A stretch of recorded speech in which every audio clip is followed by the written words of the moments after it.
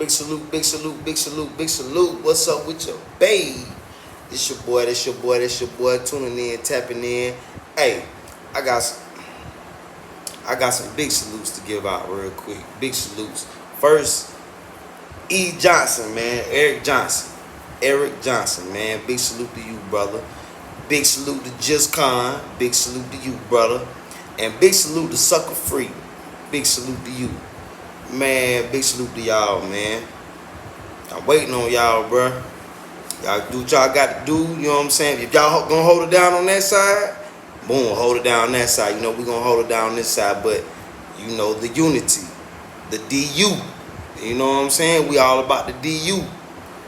You know what I'm saying? That we gonna call it hashtag DU. Yeah, hashtag DU. Divine unity, y'all. That's what it's all about. You know what I'm saying?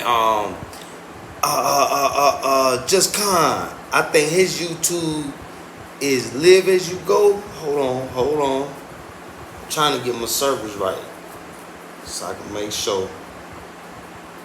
And I want to talk business to y'all right quick.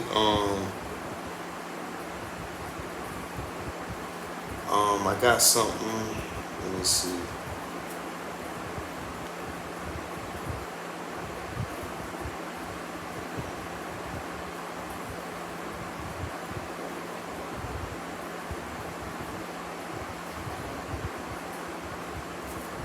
Dang, cause I just put a post on my YouTube. Matter of fact, I just put a post.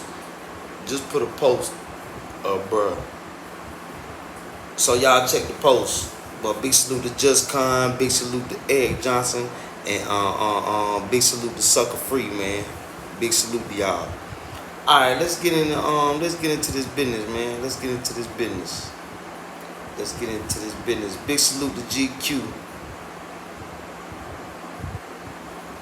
I'll talk to y'all about some international business. Yeah, give y'all some international business real quick. International business plan, to be exact. Okay, we're gonna break this down into four sections. Plan structure, sections, explanatory notes, and case study. So that's $4 million. It's more than $4 million worth. But I'm just gonna put my tag of $4 million worth of information I'm gonna give y'all. So I'm gonna try to do that on the next live. You know what I'm saying? It's gonna be some international business teaching going on. Since people want me to talk about the international business. But let's finish our reading up. I'll read.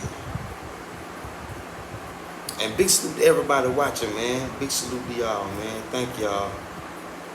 Yeah, the haters too. Yeah, we left off talking about Jesus. Matter of fact. Okay. They believe the lie that the woman was made from the man's rib. People such as Paul the Apostle and his followers did the most damage after Jesus was gone in furthering this lie. Jesus not only taught that the black woman was the black man's equal and soulmate, without whom neither one is complete, but he actually demonstrated this truth in the relationship with Mary of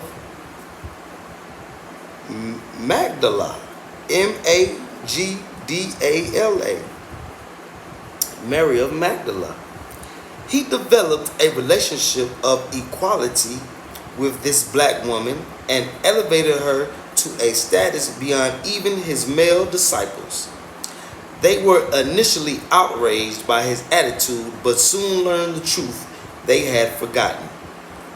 Because of his unity with the chiefs, the custodians of all universal forces and energy, Jesus also had what is called supernatural power, or power over the elements, as in case of turning water into wine, quieting the seas, and so on. He made use of these miracles to teach the lessons that black people are not subject to the laws of nature, but rather the laws of nature are subject to and originate from us. Our ancestors of his time, in the midst of their misery, had become superstitious and turned to worshiping natural forces in order to placate them. Placate, placate them. Such behavior was the result of centuries of ignorance and self-forgetfulness. By demonstrating total control of nature, he reminded them that all laws and conditions of nature originate from the minds of the 144 chiefs who are the custodians of all universal conditions. His fifth lesson had to do with the renewal of the laws of Moses, who came before him as the fourth Messiah. Moses established many laws and customs that had been lost. After he passed, the light races turned his laws and customs into oppressive superstitions. Their leaders turned them into religious rituals with which they ruled and oppressed the masses, even as they do today in the superstitious religion called Judaism. Jesus said he had come to fulfill the laws of Moses, meaning to re-establish them and explain their purpose. Their main purpose was to promote a clean, hygienic way of life, whereby people avoid disease through the proper treatment of their bodies, food, and animals. In addition, the laws serve the purpose of promoting peaceful coexistence through the so-called 10 Commandments. These two things, proper hygiene and poor social relations, lead to a healthy mind and body and to peace, both of which are essential for the attainment of divine unity.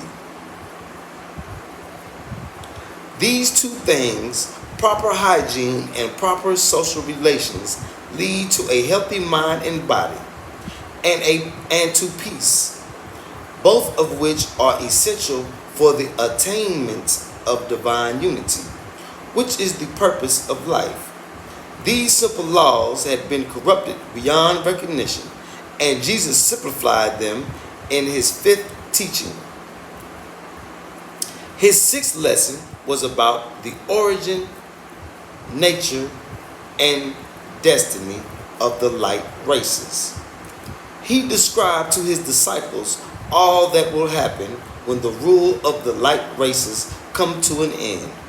His description of the end times was taken by the races and turned into the scenario of Armageddon, as it is well known today. He also taught a seventh lesson, which completed his mission on earth. I will discuss it at some other time, as it has to do with the process of ascension. Whoa. I ain't even gonna read the skeptic part. Okay, this is Black Roots. Greetings, brother. If I were to change the title to The Teaching of Yahshua ben Pandera or Yahshua ben Procuria, you would no doubt find it more acceptable. Why? Ask yourself, where did these names? Ask yourself, where did you get these names? I'll be very immodest. Allow me this one time and answer the question for you. You got them from the white man. Would you deny this? If that's the case, then why are they not also a figment of YT's imagination? I don't intend to sound arrogant, but I must call it like it is. You are arguing about the falsehood of one name that comes from YT and what to replace it with, a true one. But that also comes from YT. So why you reject one of YT's figments and try to replace it with another one of YT's figments of imagination? This is a preposterous situation. The true name of Jesus is a particular sound. After all, alphabets only represent sounds. Now that sound, which is his name, can best be approximated using the Aramaic alphabet. All other approximations are translations, the closest being Hebrew and Arabic, as these two languages are the closest to Aramaic. So I approximate his name as Yahshua ben Yusuf. The sound, not the letters, comes the closest to the original Aramaic sound, but I prefer to use the name Jesus. The reason is because that's the common name most people are familiar with. If I were to use an obscure name like Yahshua ben Pandira, it would serve those who are well read in religious matters, but it would leave most people with the impression that I'm referring to another Jesus different than the one in the Bible. Hold up. So Jesus' real name is Yahshua ben Yusuf. Yeshua ben Yusuf. Yeshua ben Yusuf. Yeshua ben Yusuf.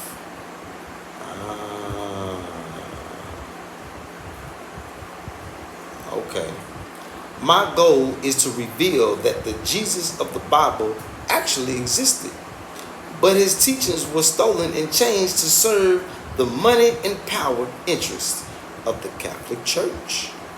The best way to get back what they stole is not to claim that he never existed just because we hate what the church did with his teachings, but to reveal his true teachings, which were and still are for the benefit of black people.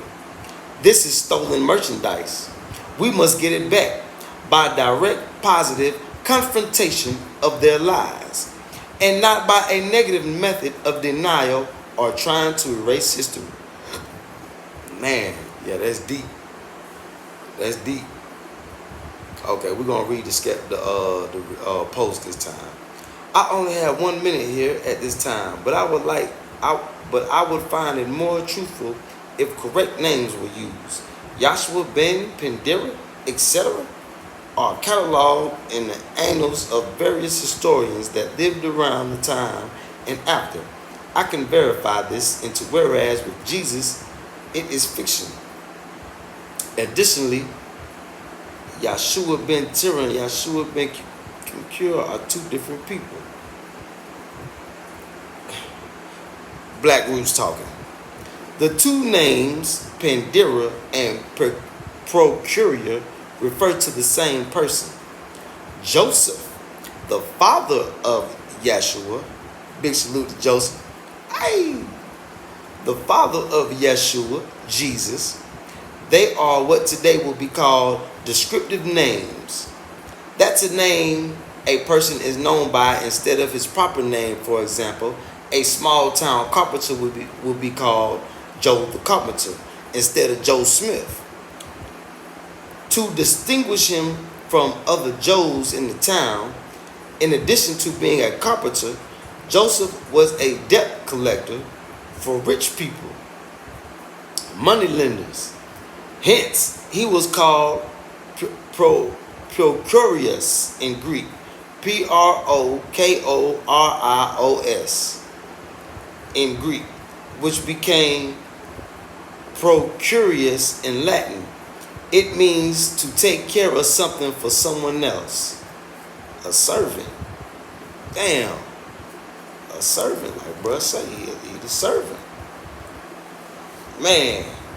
The word Pandera is a corruption of the ancient African word patella, which really means pay up. Patella, pay up. The Dutch word for betaal, to pay, is derived from it. So the two words are identical and were used interchangeably to refer to Joseph. As has happened many times with the translations of other people's names, translators assumed these were two different people and even assigned different time periods to them. To add to the confusion, there were many other people by the name of Pandera, which was as common as the name for carpenter. And so there are other Yeshua ben Panderas who also became famous for different reasons. So when you see this name mentioned, don't assume the narrator knows the difference between one person and another of the same name. Damn, Black Roots went hard. Damn, boy, this post was long. Somebody else wrote another post for him. Well, that shit damn near whole chapter. I ain't gonna read it, but I'm gonna read his response to the post. It's not possible to discover the truth by tracing it backwards.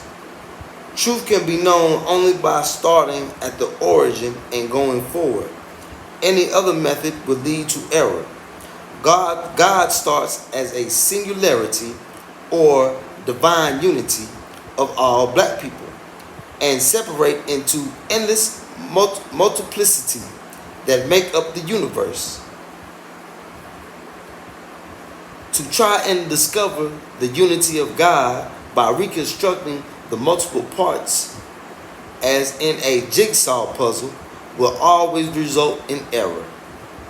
In the same way, so too do all living systems in creation originate from unity and diversity into multiplicity. This is true of life forms, which originate from the unity of character into the 144,000 totems, and then multitudes of specimens.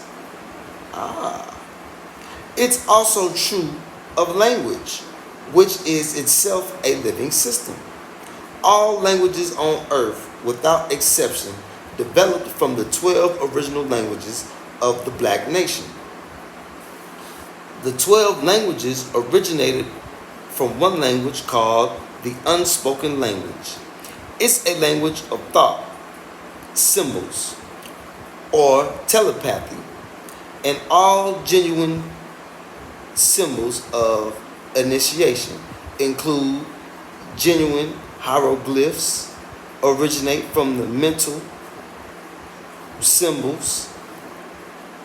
As soon as this language is uttered, it differentiates into 12 spoken languages because there are 12 gods at the heads of the 12 tribes, 12 gods in mind, unity, 24 elders in physical manifestation.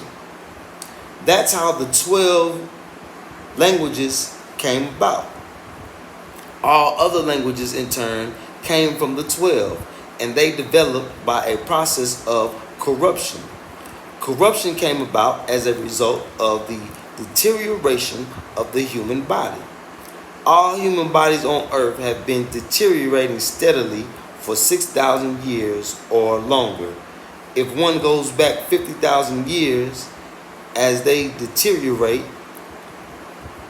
the tongue and the vocal cords, as well as the parts of the brain responsible for speech, also decline. This causes a downward change in speech, or a devaluation, if you will. Thus, all Earth's languages today are inferior to those of the past, and those are inferior to the original 12. Now, the 12 original languages are spoken by 12 modern tribal societies on Earth. 10 of these societies are in Africa. Of these 10, one of the languages called Szechuan, Sechwana, Sechwana, the Botswana tribe of southern Africa speak a modern version of it called Setswana, Setswana, Setswana, called Setswana. The original itself, Setswana, is the language of initiation of the Botswana. Similarly, the 11 other black societies that are custodians of the ancient language use them in their initiation. In order to discover how the modern languages of the Bakongo, Bakongo,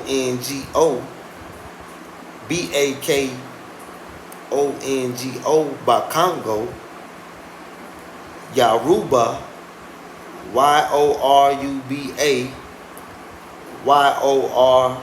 Yoruba, Igbo, Igbo, etc., become what they are.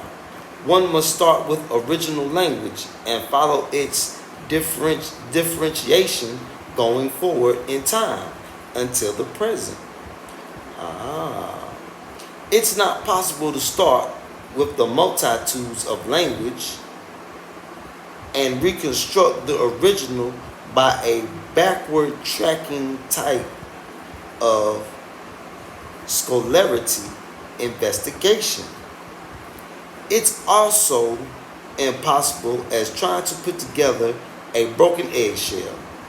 There are so many discontinuities in the devaluation from singularity to multiplicity that you would encounter insurmountable pitfalls.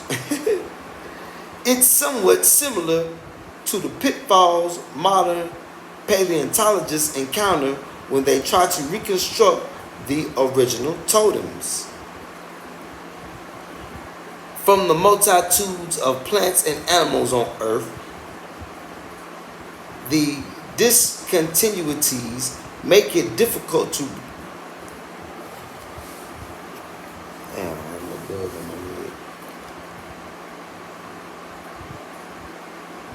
from the multitudes of plants and animals on Earth, the discontinuities make it difficult to bridge across many of the gaps of variations. By discontinuities, I mean sudden changes that show no relationship between what came before and what followed immediately after. For example, the change from a chrysalis worm to a butterfly is an insurmountable discontinuity. It's not possible to trace this change backwards by a scholarity or intellectual study. You can only understand this type of transformation by actually witnessing it. That's big facts. Otherwise, you never believe that a worm could turn into a butterfly. Similarly, there are many such traps awaiting scholars in the development of language. The erroneous,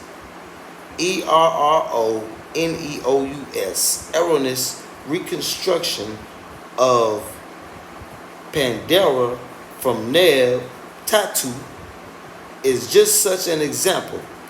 This type of intellectual exercise relies entirely on guesswork.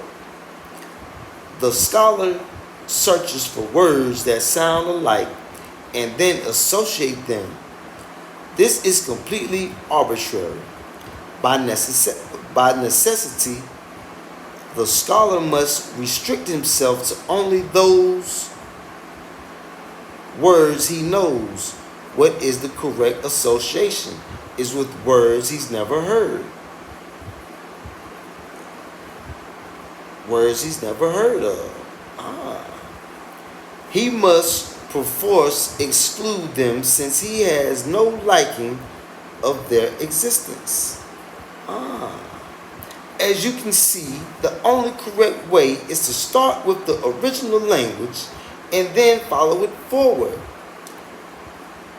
Experientially over the millennia to see how it became the various languages. The only way to do this is by the infallible method of initiation.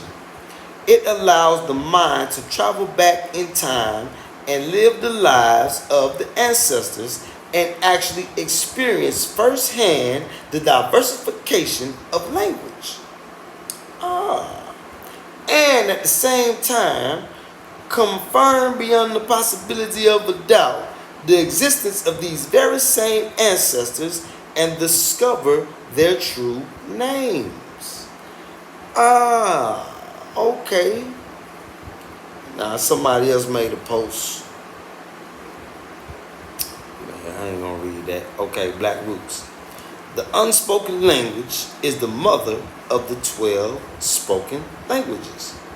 The reason it's called the unspoken language is because it doesn't involve speech, but only thought, symbols. So it's a silent communication and cannot possibly have a name. Hence, it's called the silent language. The word language may be an inappropriate transition here since it implies speech. But look, in English, computer programming is called a language. So too is the communication of deaf and dumb people, called sign language, even though neither one involves speech. Damn. This is the nature of all corruption. Human languages, especially the light races language, they reached a state of extreme devaluation and are riddled with self-contradictions. Such is not the case with the ancient languages. They are a perfect means of communication whose words are so absolutely clear that they admit no possibility of misinterpretations. This may sound far-fetched, but that's because the majority of black people on earth have forgotten our original languages due to the circumstances of the past 6,000 years. Man.